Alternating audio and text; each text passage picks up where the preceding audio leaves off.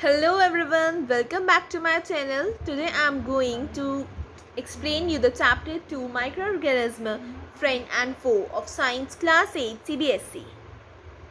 So let's start with the beginning. We will read it by line. There are a large number of living organisms around us. हमारे आसपास बहुत सारे living organism हैं और हम सभी living organism को नेक डाई से देख सकते हैं, मतलब अपनी खाली आंखों से, without any glass, transparent glass.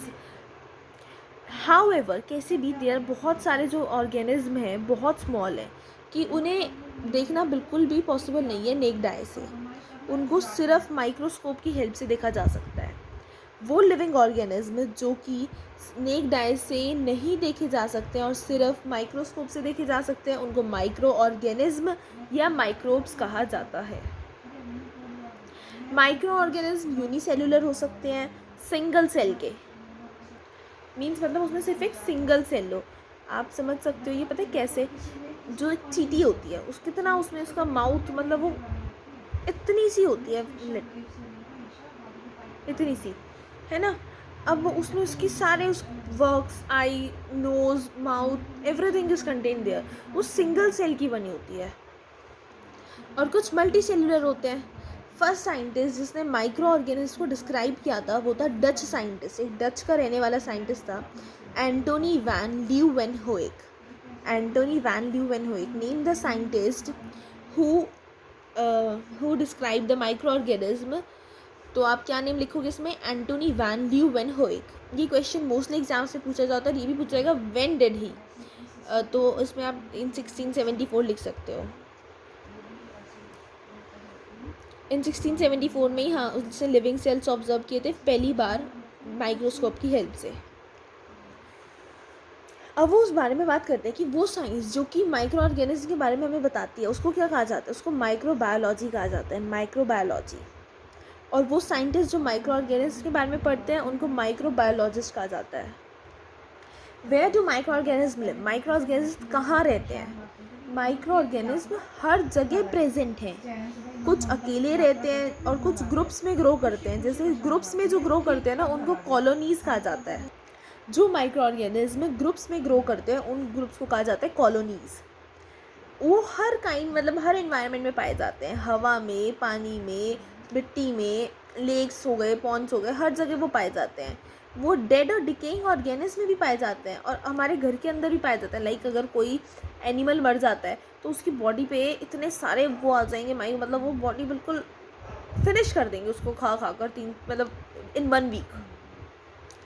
वो हर जगह, वो किसी भी टेम्परेचर में रह सकते हैं, चाहे वो ड्रॉट हो, हॉट हो, वाटर मतलब स्प्रिंग हो, डेजर्ट हो, पॉलर हो, मार्शी लैंड हो, मतलब जहाँ रहने लायक ना हो पर वो हर जगह रह सकते हैं. वो मतलब कोई भी हार्ड.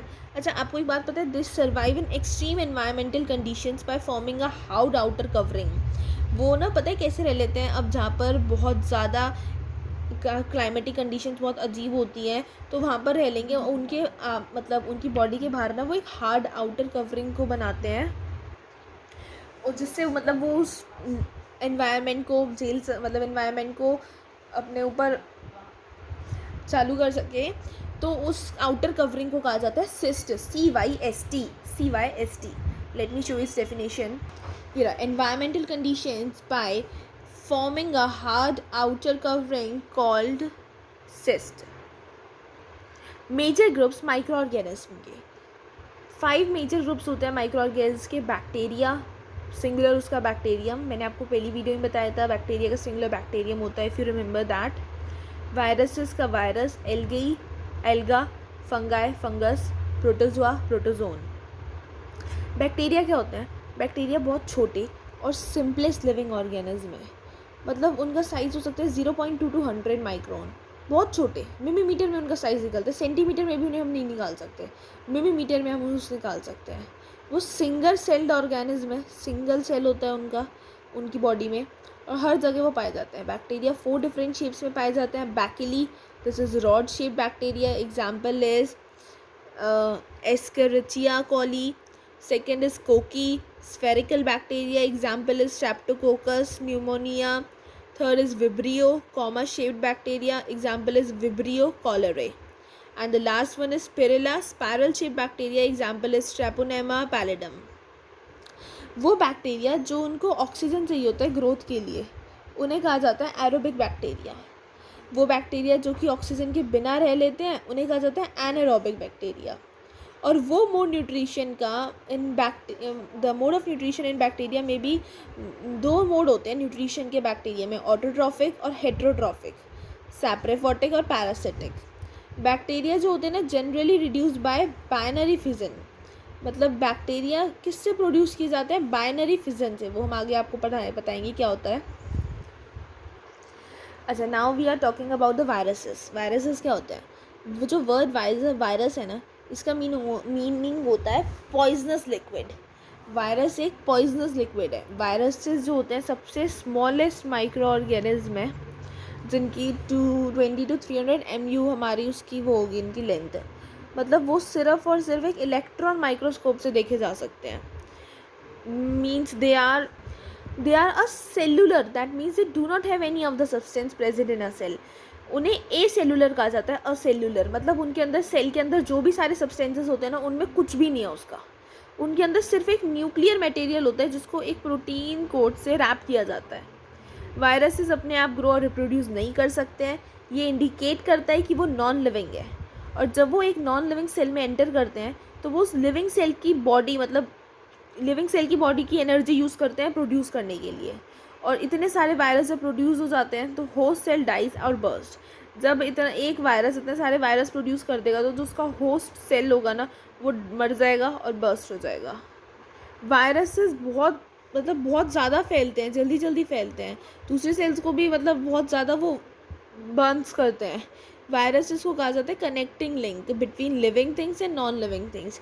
मतलब viruses are what are known as a connecting link between the living and non living. You could tell the answer, that is viruses. कुछ एग्जाम्पल है वायरसेस के, vaccinia virus, influenza virus, HIV virus and polio virus. Now a third micro organism is algae. Let's talk about it. Algae क्या होता है, simple plants का group है। Algae in Latin means seaweeds. Algae को Latin में कहा जाता है सी वीड्स। एल्गी की साइज, शेप और हैबिटेट सब कुछ अलग होता है। कुछ यूनिसेलुलर होते हैं, कुछ माइक्रोस्कोपिक होते हैं, लेकिन जबकि कुछ मल्टी सेलुलर भी होते हैं और मतलब कुछ मीटर्स बड़े भी होते हैं। कुछ जो होते हैं ना हमारे एल्गी, जैसे कि आपको इस इमेज में दिख रहा होगा स्पायरोगायरा वाला, कि कितना बड़ा है ना, ये कुछ मीटर्स लॉन्ग भी होते हैं। इनमें इनकी कोई स्टेम नहीं है, ना रूट्स है इनकी, ना लीव्स है, जैसे कि अदर प्लांट्स की होती है, लेकिन इनमें क्लोरोफिल होती है कि जिससे ये अपना खाना खुद बना सके। कुछ एग्जाम्पल्स होते हैं एल्गी के, Chlamydomonas, seaweed, Spirogyra, Volvox. So guys, today we will read till here only. In my next video, I'm going to explain you the further. Thank you.